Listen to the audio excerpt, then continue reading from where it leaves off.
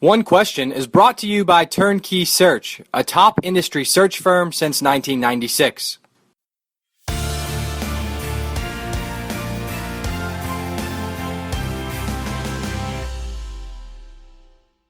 Matt Roberts with D1 Ticker and One Question. I am joined today by Monmouth Athletic Director and VP, Dr. Marilyn McNeil. They have a big football game tomorrow in West Long Branch, opening up Kessler Stadium, the new Kessler Stadium. So we'll try to be efficient with the call, Marilyn, but let's start with the question of King Rice.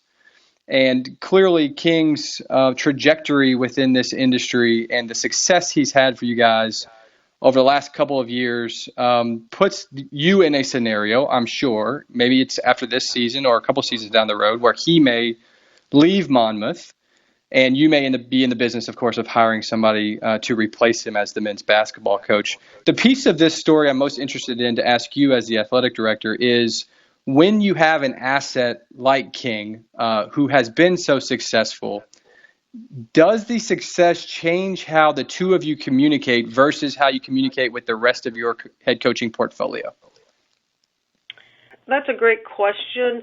And you know what? At the end of the day, I don't think so. We're a very small department. We're all in one building. You know, we can find each other immediately. I have a very open door policy. So King wasn't successful to begin with. He had three really tough years.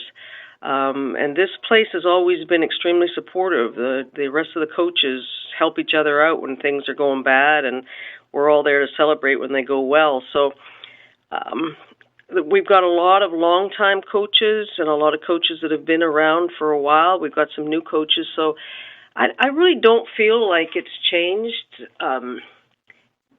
You know, we've done some contract extensions and helped him in many ways to try and keep him here, but the day-to-day conversation I have with King is the same as the day it started.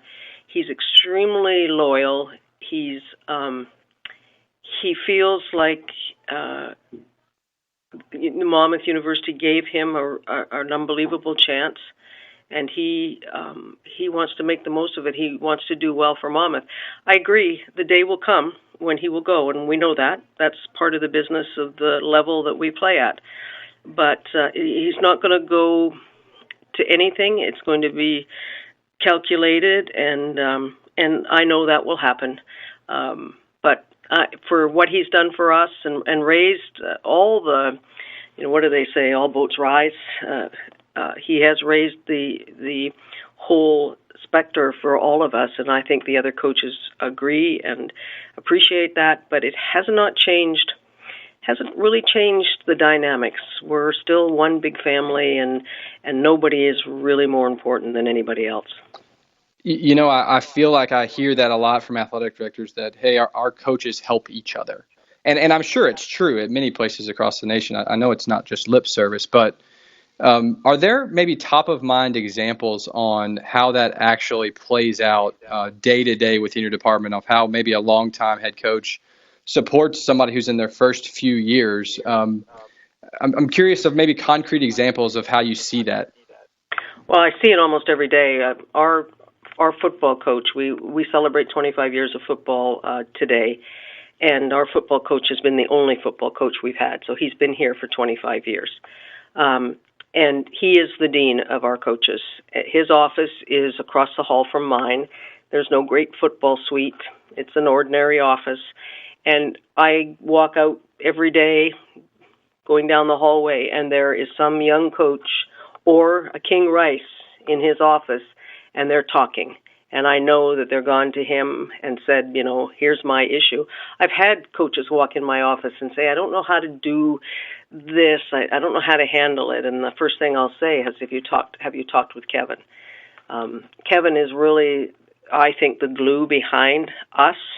He's just a real gentleman, a real straightforward person. His wife was a student athlete, so she gets the whole picture.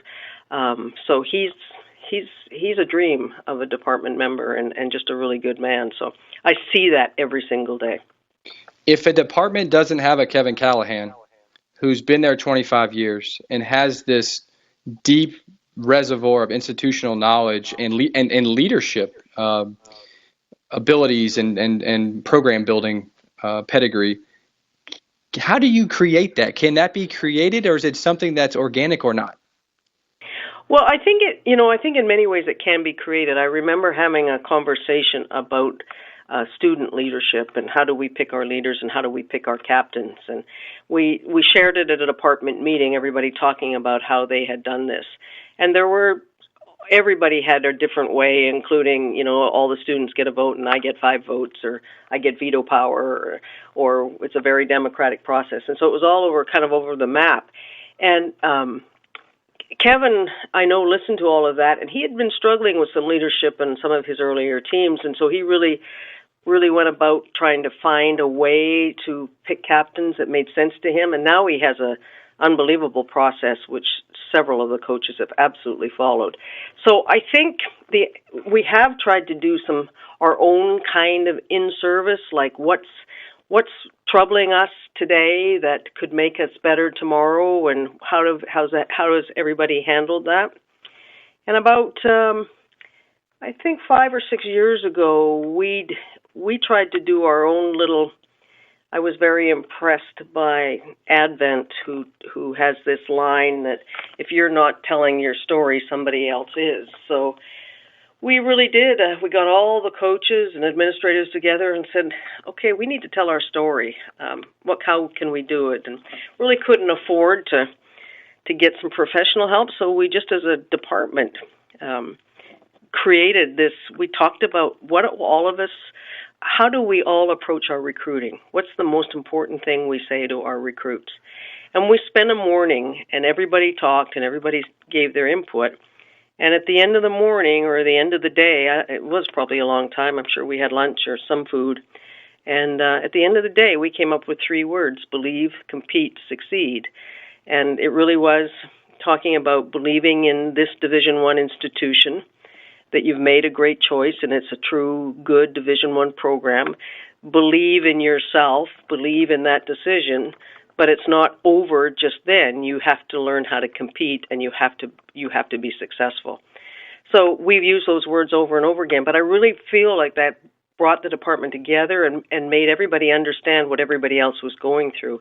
Nobody was better off or in a better position, but we all had something to bring to the table. So we've intentionally tried to work with each other and find out each other's good abilities, and certainly when we've had some really bad moments, and we've come together as a group and tried to figure out a solution. And that's today's One Question, brought to you by Turnkey Search, a top industry search firm since 1996. One Question is designed to give D1 Ticker subscribers valuable insights on how executive leaders in college athletics think about key issues on their respective campuses, in their departments, or within their leagues and conferences. One Question is brought to you by Turnkey Search, a top industry search firm since 1996.